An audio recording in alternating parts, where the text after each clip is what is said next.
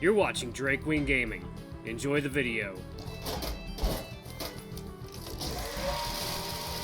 Hey guys and gals, Nary here from Drake Wing Gaming. To some of you on Twitter, the Gaming Dragon. Today I'm coming back at you another Let's Play episode of Arches. So yeah, let's go ahead and jump right back in, shall we? Alarm chain, you were up, and let's go. Arturo is on the scene now. Alrighty. Hey, Cam. Hey, Artie. I fell in the lake, so that's why I'm half naked right now. Ha! That's hilarious. Did you push him in, Devon? Already makes me feel like I'm back in college. Oh my god. Hey, are you guys ghost hunting? Can I join in before we head out? Nope. Why not?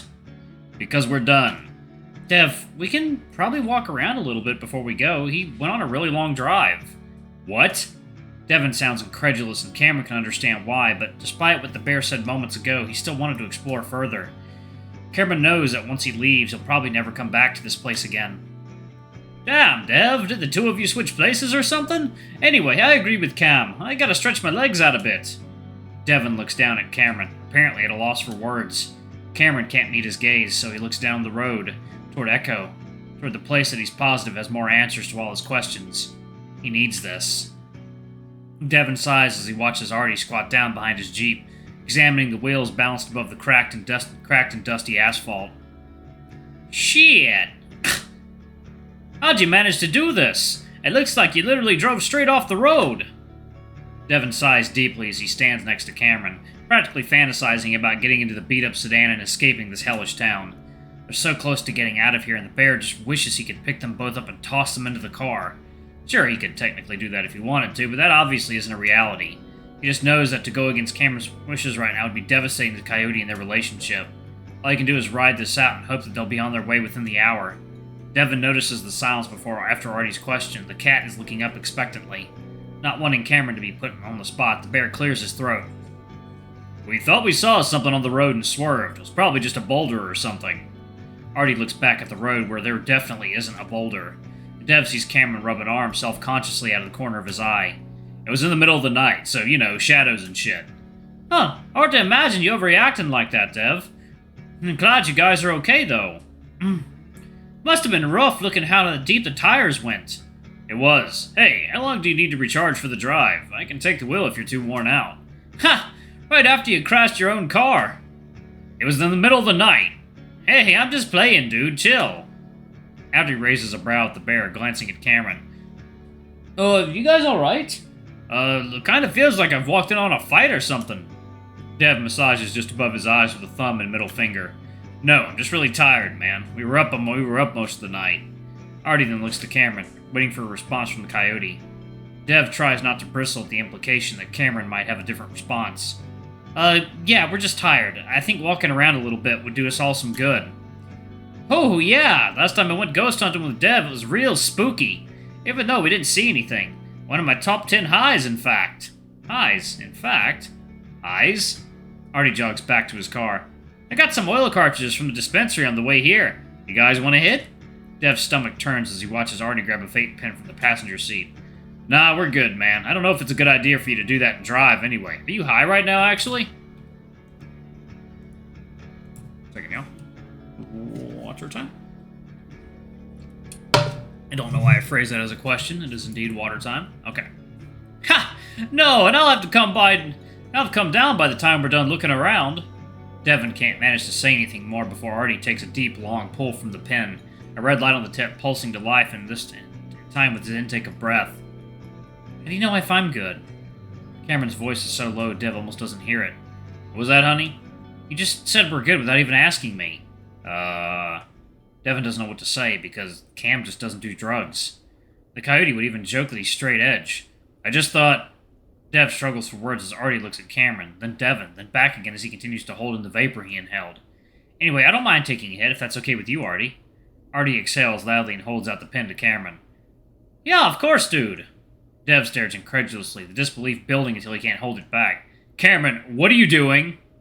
Artie looks at Dev with wide eyes, but Cameron only spares him a glance before plucking the pen from Artie's paw and taking a deep pull from it.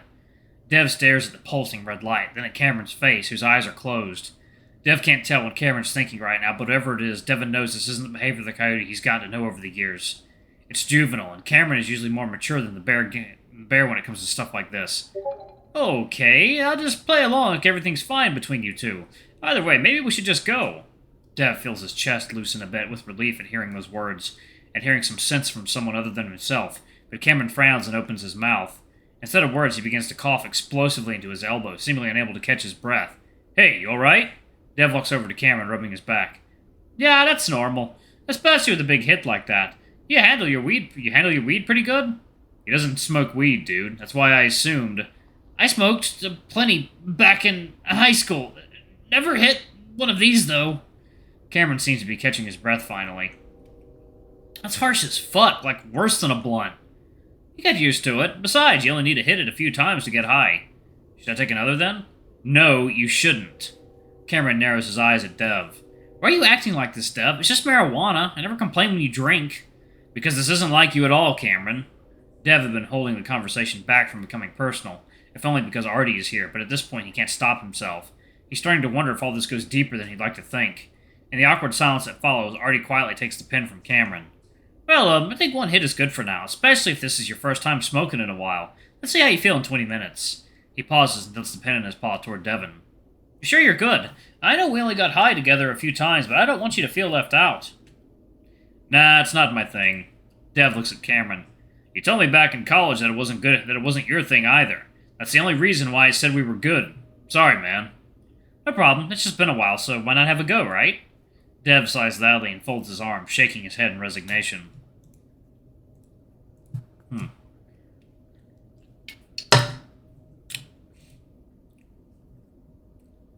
I guess so.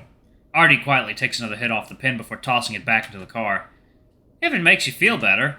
Artie puffs out his cheeks as he lets out his breath. Shit's a lot safer than alcohol, or most any drug, really. Oh, spare me, dude. I'm not in the mood for stoner talk right now. It's true. I think it's physically impossible to overdose on it. That's not the point, Cam. It's more mentally fucky, you know? Artie shrugs. Depends on the person. I think Cameron's old enough to know what's good for him. Artie keeps his tone light, but Devon feels himself actually bristle at that. It's like he's being made out to be a controlling boyfriend, so the bear just looks away in frustration. It doesn't matter what the cat thinks. While Artie was a good friend in college, he doesn't know all that much about Devon and Cameron's relationship or Cameron's past. The bear knows his coyote, and this isn't like Cameron at all. He just hopes that whatever it is that's going on with his boyfriend will stop when they leave the town.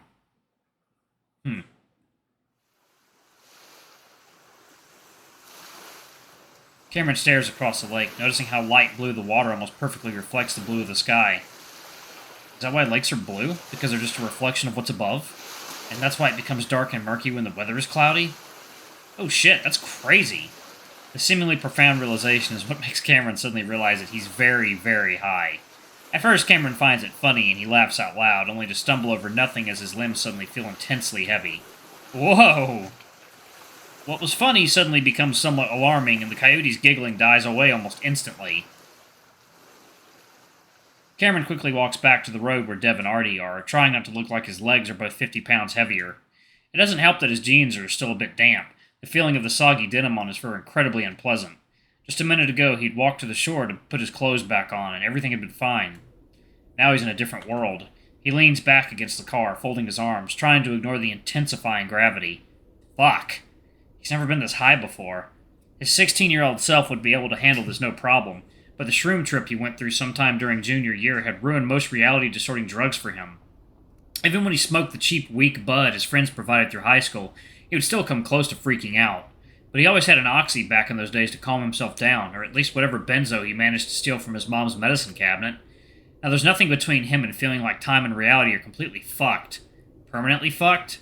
Like how shrooms permanently fucked his sense of self? Can we do that?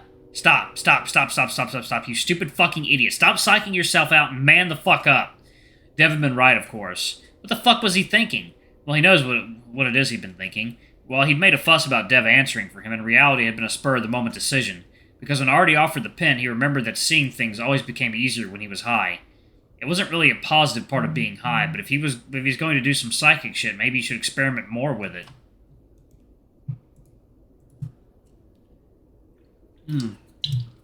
This one's done. I'm about to crack that one open. Hell yeah, bitches. Okay.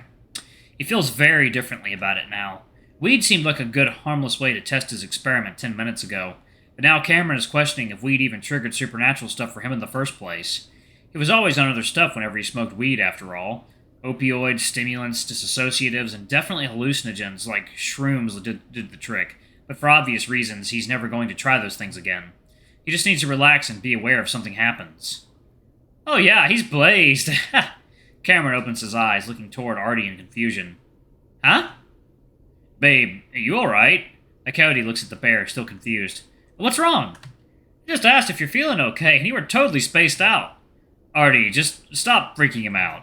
Everything's fine, alright, Cameron? I am fine. It's you acting like something's wrong that's freaking me out right now. We're kind of being buzzkills, Devon. You got water? Let's get him a drink. Devon takes Cameron's paw. Sorry, let's get water. You okay, honey? Seeing Dev transition from frustrated to concerned immediately makes Cameron feel better. While he'd acted rebellious to somewhat disguise his intentions, he doesn't actually want the bear to be mad at him. He'll explain to Devon later why he did this if it actually ends up working. Just telling him right now, with Artie right there, would be way too complicated for his brain right now. Drugs hold a lot of baggage for him, like they would for any former addict, and Cameron doesn't doubt that Dev is not pleased in the slightest with what he's doing right now. For now, he squeezes Devon's paw in his own, and smiles as the bear squeezes back. Cameron giggles. Holy shit, I've never been this high before, and that was a single mouth hit. Oh, cartridges are insane. Yeah, I swear it gets more potent every year, and I'm not surprised it knocked you on your ass. Yeah, those things can be a bit fucking dangerous. You can go crazy. The psychological effect from THC can be really pronounced in some people. Cameron vacantly watches Dev climb into the rear of the Jeep, grabbing their plastic bottles and one of the gallon of jugs of water. How long is the come up? Am I gonna get more high? Only if you take another hit. You want to? Dev looks up from them unpacking their food and water, biting his lip, but Cameron shakes his head. Nah, I'm good, just wondering. So just relax. You'll start coming down within an hour. That sounds good. One time I did shrooms and I was stuck in it for 8 hours. It felt like forever, like literally forever. Ugh, no thanks. That shit freaks me out. I'm not into stuff that changes you for good, you know?